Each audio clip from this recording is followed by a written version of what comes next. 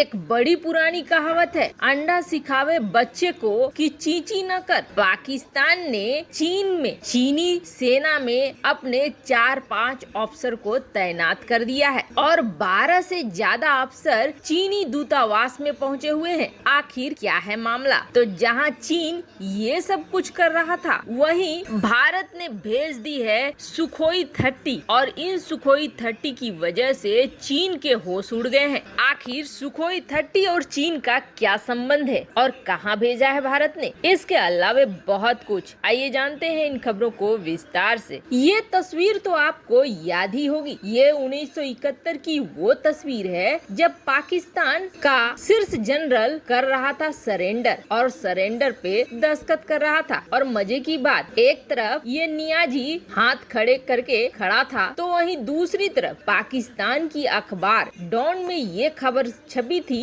कि हम बिल्कुल जीत रहे हैं। आप देख सकते हैं उसकी कटिंग, मतलब हार को जीत बता रहा था पाकिस्तान। पर अब इसने एक बड़ा कदम उठाया है। वैसे तो ये वो देश है जो भारत से हर बार युद्ध में हारा ही है, फिर ऐसा क्या कर सकता है ये जिसकी वजह से चीन ने इसके अफसरों को अपनी सेना में शामिल किया है और न सिर्फ अपनी सेना में शामिल किया है बल्कि अपने दूतावास में भी जगह दी है, वो भी 12 अफसरों को। अब ये जो स्क्रीन पे आप मैप देख रहे हैं, ये है चीन का वो मैप जो बताता है इनके आर्मी की तैनाती कहाँ कहाँ पे है और कैसे कैसे है। जैसे कि इन्होंने अपने पूरे एरिया को कमांड्स में बांट दिए हैं, western theatre command, northern theatre command, central, eastern और साउदर्न। जैसे हमारा है कि पूरी सेना एक सीडीएस को रिपोर्ट करती है और 3 भागों में सेना बटी हुई है, नौसेना, वायुसेना और थल सेना। लेकिन इनका केस थोड़ा अलग है, इन्होंने अपने लिए एक कमांड बांट रखा है। इस पूरे इलाके में एक अफसर होगा, नॉर्दर्न थिएटर कमांड में एक अफसर होगा जिसके अंदर वायुसेना,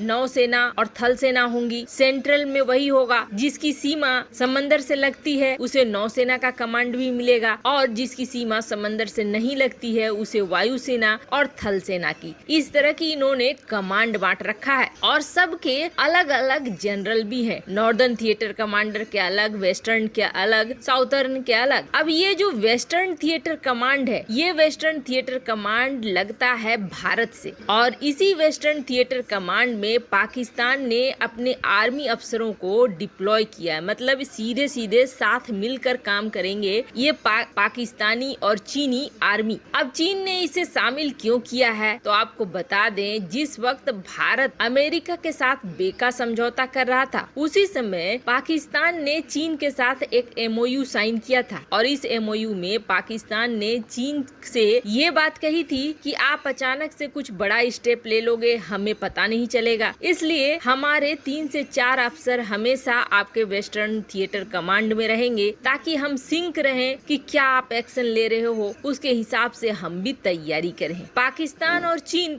दोनों के लिए ये फायदेमंद है। हालांकि पाकिस्तान हर बार भारत से हारा है, लेकिन इतना जरूर है कि भारत से हारने के बावजूद इसने बहुत सारी सीख सीखी है और बहुत सारी जानकारियां भारतीय सेना के विषय में इनके पास है जो ये शेयर करेंगे चीन के सेना के साथ। अब जहां तक चीन की बात है, चीन को जो दुनिया ये समझती थी कि बहुत ताकतवर है या फिर इतनी बड़ी सेना है, इनकी अर्थव्यवस्था इतनी मजबूत है, वो सारा कुछ हवा हो गया गलवान घाटी में। गलवान घाटी में हवा ऐसे हो गया कि दुनिया ये कहती रही 40 से 45 मरे हैं, यहाँ तक कि रूस ने भी अपने आधिकारिक बयान में ये बात कही, पर चीन छिपाने की कोशिश करता रहा। अब चीन को ये चीज तो समझ में आ गया है कि भारत से सीधी लड़ाई में जीत पाना मुश्किल है और आपको बता दें चीन इस चीज को और अच्छे से जानता भी है। ऐसा इसलिए क्योंकि उन्होंने जो पॉलिसी बनाई है पूरी दुनिया पे अपना कब्जा जमाने का, उस पॉलिसी में इस बात को साफ कहा है कि भारत को सीधे तौर पर वो नहीं जीत सकते हैं। ऐसे में भारत के अंदर तोड़ फोड़ करके या पाकिस्तान को उकसा के जीता जा सकता है, तो उसी रास्ते पर चीन चल भी रहा है। अब सवाल ये उठता है कि चीन और पाकिस्तान की नीयत तो साफ साफ दिख रही है, इनका गठबंधन भी बन रहा है तो भारत के खिलाफ ही बन रहा है, तो फिर भारत क्या कर रहा है? तो आपको याद होगा क्वाड की ये मीटिंग, क्वाड की इस मीटिंग में जापानी पीएम और भारतीय पीएम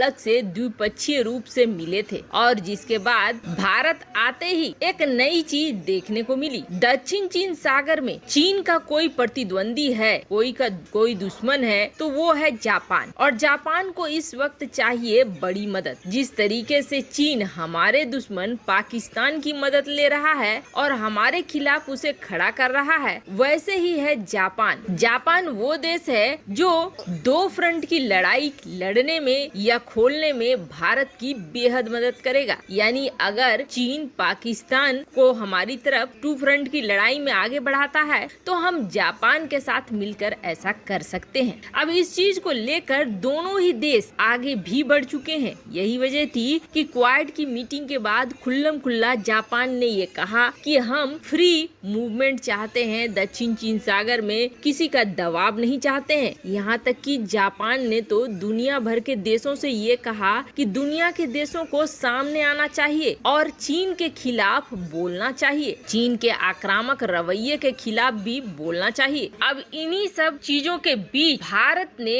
सुखोई 30 विमानों को भेज दिया है जापान। जापान में वैसे तो ये सुखोई 30 विमान युद्धाभ्यास करेंगे अपनी नेवी के साथ। भारत ने सुखोई विमानों को खास तौर पर भेजा है जिसके पीछे एक रणनीतिक वजह है और ये रणनीतिक वजह चीन के लिए सिरदर्द पैदा कर रही है तो वहीं जापान के लिए बहुत ही ज्यादा बड़ी मदद है। दरअसल चीन ने रूस से खरीदे हैं सुखोई 30 विमान और सुखोई 30 विमानों का धौस भी दिखाता है चीन। ऐसे में जंग में सुखोई 30 विमान किस तरीके से इस्तेमाल करेगा चीन और उसकी क्या काट है वो जापान के हाथ लग गई है। अब जापान भारत के सुखोई 30 विमानों के काम करने के तरीके को सही तरीके से देखेगा, उसके बाद चीनी सुखोई 30 विमानों की काट भी तैयार कर लेगा। अब बात ये उठ रही है कि भारत ने इन विमानों को भेज दिया है, क्या रूस इसमें अड़ंगा लगाएगा? क्योंकि रूस ने पहले भी जब भारत सुखोई विमानों को किसी देश को युद्धाभ्यास के लिए भेज रहा था तो उसमें कंडीशन लगा रहा था कि आप ये फीचर मत दिखलाना, वो फीचर मत दिखलाना, इससे हमारे लिए दिक्कत हो जाएगी। और जहाँ तक जापान की बात है, दक्षिण चीन सागर में जापान और रूस दोनों की बनती नहीं है। दोनों ही एक दूसरे के द्वीपों पर कब्जा करने की कोशिश करते रहते हैं, हमेशा लड़ाइयाँ बनी रहती है। वैसे भारत ने जापान रूस के साथ एक त्रिपक्षीय समझौता भी किया है जिसके तहत भारत जापान और रूस में सुलह कराने की लगातार कोशिश कर रहा है। वैसे भारत ने इन विमानों को भेजा है, अभी तक रूस की तरफ से कोई ऑब्जेक्शन नहीं आया है, पर चीन की कमर तोड़ने के लिए इस तरह का गठन बेहद जरूरी है। क्या आपको भी लगता है अगर पाकिस्तान के साथ मिलकर चीन भारत के लिए दो फ्रंट की लड़ाई खोलता है तो भारत को भी जापान के साथ मिलकर ऐसा ही करना चाहिए? कमेंट कर अपनी राय जरूर बताएं। जल्द मिलते हैं अगले वीडियो में नई खबर के साथ।